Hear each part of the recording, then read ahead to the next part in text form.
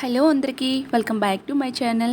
ఇవాళ మన వీడియోలో ఎన్నో పోషకాలతో ఉండే రాజ్మాతో టేస్టీగా మసాలా కర్రీ ఎలా చేసుకోవాలో చూసేద్దాం. ఈ పంజాబీ స్టైల్ రాజ్మా కర్రీ చాలా టేస్టీగా ఉంటుంది. రైస్, రోటీ, చపాతీలోకి, బిర్యానీలోకి ఇలా ఎందులోకి తీసుకున్నా చాలా టేస్టీగా ఉంటుంది. సో మరి ఈ రాజ్మా కర్రీ ఎలా తయారు చేసుకోవాలో చూసేద్దాం రండి. దీనికోసం ముందుగా ఒక గిన్నెలోకి రాజ్మాని ఓవర్ నైట్ నానబెట్టుకోవాలండి. ఈ రాజ్మాని ఒక 8 నుంచి 10 గంటల పాటు నానబెట్టుకుంటేనే ఇవి కర్రీ చేసేటప్పుడు చాలా బాగుంటాయి అన్నమాట. నేను దీన్ని ఒక కప్పు రాజ్మాని తీసుకొని ఓవర్ నైట్ నానబెట్టేసుకున్నాను. ఇప్పుడు వీటిని ఒకసారి కుక్కర్లోకి నేను వీడియో క్లిప్లో చూపిస్తున్న విధంగా ఇలా యాడ్ చేసేసుకోవాలి.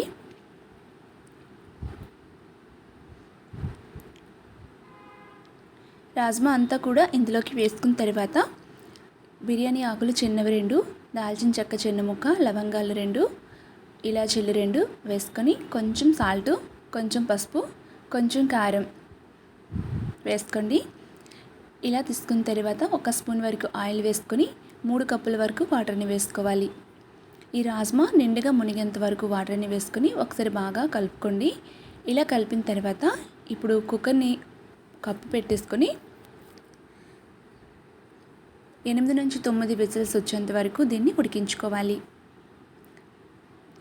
నేను 9 విజిల్స్ వచ్చిన తర్వాత తీసి చూపిస్తాను చూడండి.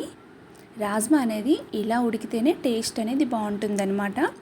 ఇవి ఉడకడానికి చాలా టైం పడుతుంది. అందుకే కుక్కర్లో పెట్టుకున్నామంటే 8-9 విజిల్స్ కంపల్సరీ రావాలి. చూసారు కదా, ఇలా చేతితో పట్టుకుంటే ఇలా మ్యాష్ అయిపోయేటట్టు ఉండాలి. ఇలా ఉడికితేనే రాజ్మా టేస్ట్ చాలా బాగుంటుందన్నమాట.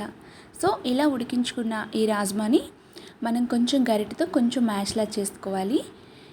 ఇలా చేసుకున్న వాటిని పక్కన పెట్టేసుకొని ఇప్పుడు స్టవ్ ఆన్ చేసుకొని స్టవ్ పైన ఒక కడాయిని పెట్టుకొని 2 టేబుల్ స్పూన్ల వరకు ఆయిల్ని వేసుకోవాలి. ఆయిల్ కొంచెం హీట్ ఎక్కిన తర్వాత 2 లవంగ మొగ్గలు, చిన్న బిర్యానీ ఆకులు 2, దాల్చిన చెక్క, ఇంకా జాపత్రి చిన్నది ఇవి వేసుకున్న తర్వాత ఒకసారి ఆయిల్లో ఫ్రై చేసుకోండి.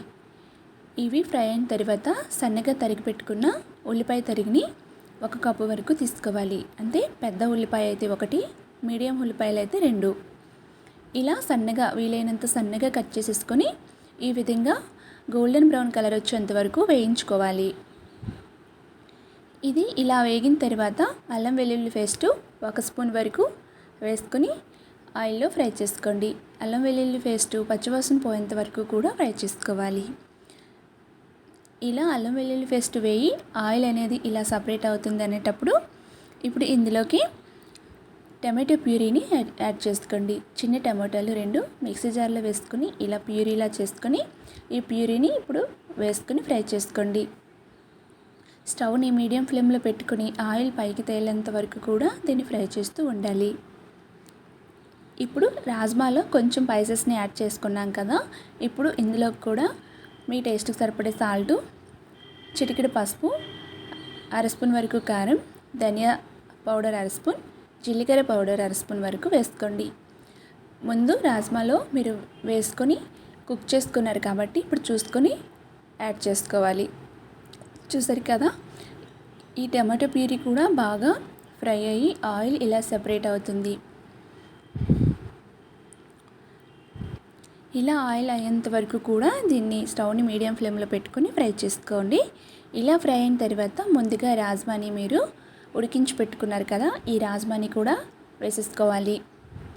రాజ్మాని ఇలా వేసుకొని ఒకసారి బాగా మిక్స్ చేసేసుకోండి. ఈ రాజ్మాలో కొన్ని రకాలైతే ఉంటాయండి. అవి నేను పెద్ద రాజ్మాని తీసుకున్నాను, ఇంకా చిన్న రాజ్మా కూడా ఉంటాయన్నమాట.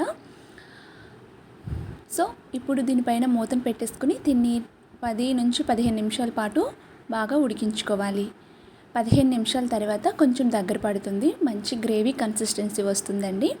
ఇలాంటి గ్రేవీ కన్సిస్టెన్సీ వచ్చేటప్పుడు స్టవ్ని ఆఫ్ చేసుకున్నామంటే చాలా బాగుంటుంది. ఇంకొంచెం చల్లారాక గట్టి పడుతుంది కాబట్టి ఇప్పుడు ఇందులోకి సన్నగా కట్ చేసి పెట్టుకున్న కొత్తిమీరని వేసుకొని కలుపుకోవాలి. స్టవ్ని ఆఫ్ చేసేసుకొని ఒక గిన్నెలోకి తీసుకొని సర్వ్ చేసుకోవడమే.